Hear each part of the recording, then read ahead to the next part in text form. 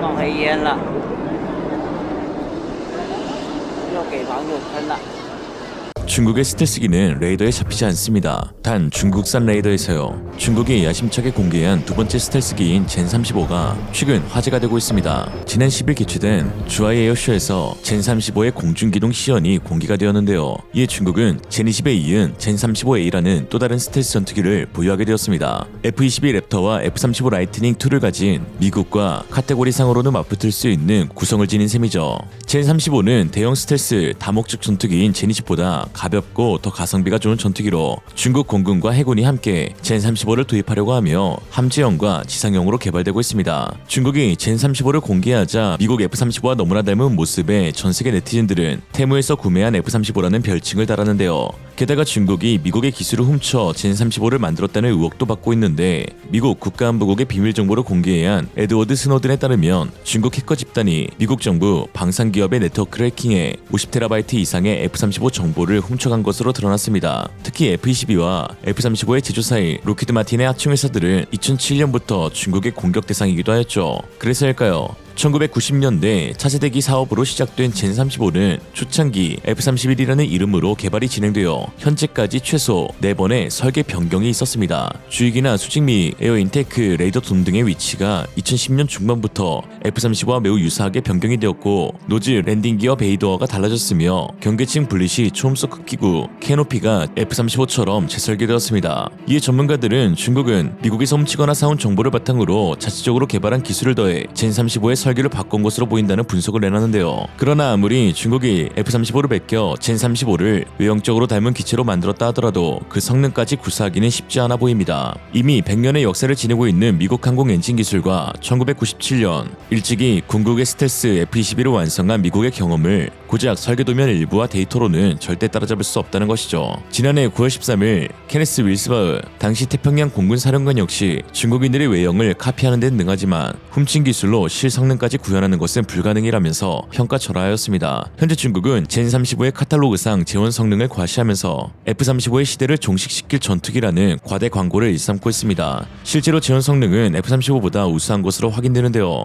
중국 매체 문해보 보도를 보면 젠35의 최고 속도는 마 2.2로 F-35의 마 1.5보다 빠르며 스텔스기 성능을 좌우하는 레이더 반사 면적도 정면 기준 0.01제곱미터로 F-35의 0.5제곱미터보다 작은 것으로 홍보하고 있습니다. 이륙 중량도 35톤으로 F-35의 32톤보다 더 무겁고 작전 반경은 1350km, 무기 적재량은 8톤에 이르러 사실이라면 F-35보다 성능이 더 좋다고 말할 수 있는 것이죠. 그러나 이를 고지고대로 믿는 사람은 빨간 여권 소지자를 제외하고는 아무도 없습니다. 그 이유는 전투기의 핵심 3대 요소 엔진 무장 레이더에서 중국 전투기의 결함들이 끊이질 않고 있기 때문인데요. 가장 먼저 의구심이 드는 부분이 바로 엔진입니다. 젠35의 엔진은 중국이 자체 개발한 WS-19 엔진인데 FC-31 시절 미그 29에 들어간 러시아산 RD-33 터보팬 엔진을 불법으로 베껴 만든 WS-13을 개량한 버전입니다. 중국은 무게가 줄고 출력이 대폭 늘어났다며 강조하지만 아직 미완성인 엔진으로 평가받고 있는데요. 대만 국가안보연구소의 군사전문가 양 이쿠이는 작년 3월 중국 언론에 WS-19를 여전히 개발 중이라는 보도가 나온 적이 있다면서 1년 만에 연구 개발이 성공하고 WS 시리즈 엔진을 가진 결함이 해결되었다는 것은 믿을 수 없는 얘기라고 전했습니다. 그리고 실제로 이번 주하이 에어쇼에서 젠35의 기동 시연 중 엔진 결함으로 보이는 순간이 포착되기도 하였죠. 일반적인 공중기동을 선보이던 젠35는 회전기동을 하던 중 갑자기 엔진에서 점화량이 줄면서 검은 연기를 대거 내뿜었습니다. 재미있는 것은 중국 매체들이 공개한 영상에서는 연기가 빠져나간 뒤 직선기동을 하는 장면부터 촬영되었다는 점인데요.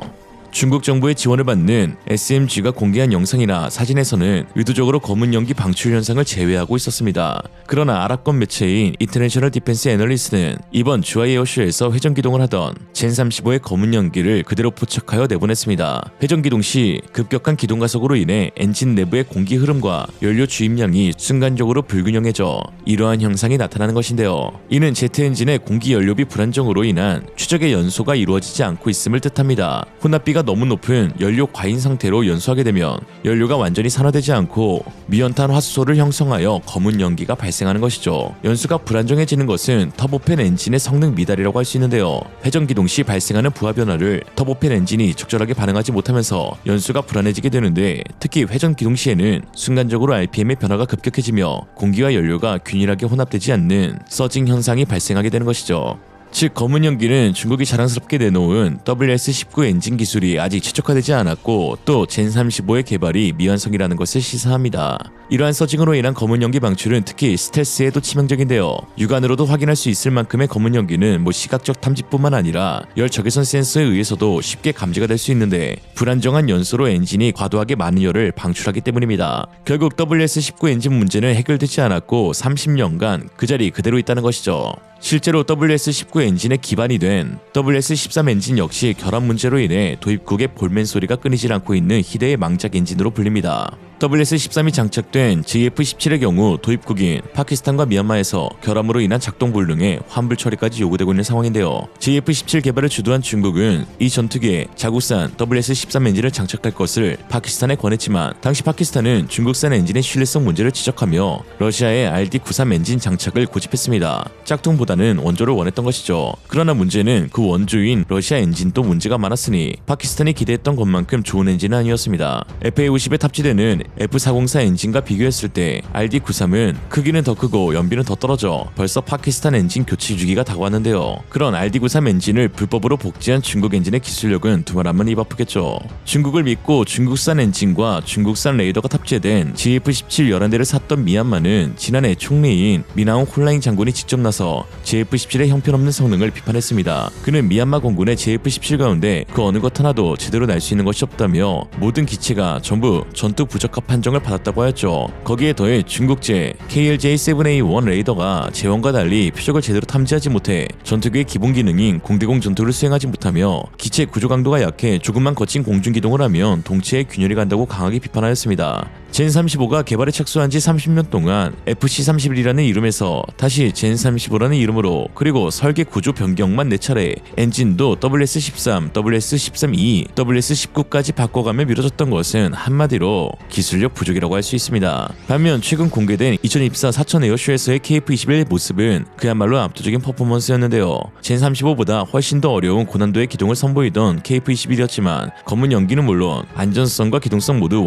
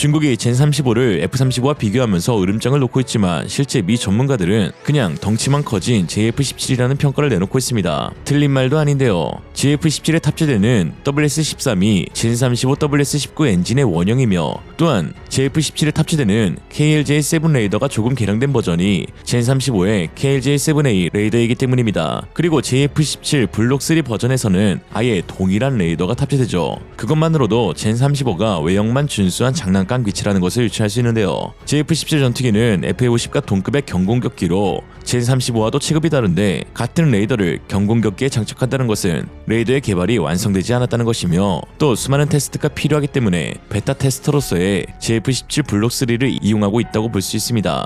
애초에 중국 A사 레이더인 KLJ 라인은 중국항공공업그룹 산하의 중국항공 전자기술그룹에서 개발한 제품으로 수많은 고질병을 앓고 있는데요. 젠20의 레이더 역시 AVIC의 KLJ5 A사 레이더로 KLJ7과 큰 차이가 없는 레이더인데 세계적인 항공 전문지 에비에이션 위크의 빌 스위트먼 편집장은 KLJ5 레이더가 미국 F-20이나 F-35를 탐지할 수 있는 거리는 기껏해야 27km 정도로 분석하였습니다. 반면 F-20이나 F-35의 레이더는 젠20보다 2배 이상의 먼 거리에서 탐지할 수 있다고 분석하였죠. F-35에 대단히 비판적인 평가를 해왔던 빌 스위트먼조차 이러한 평가를 내릴 정도면 중국 AVIC의 A사 레이더 라인업이 얼마나 형편없는지 짐작할 수 있습니다.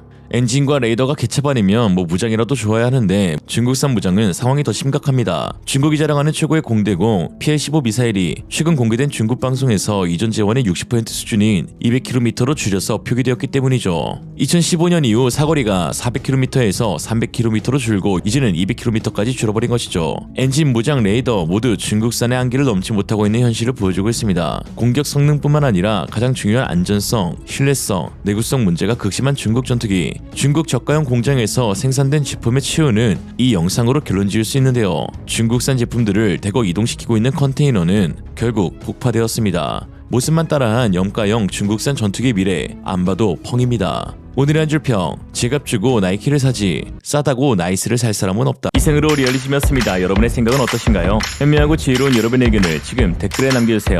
감사합니다.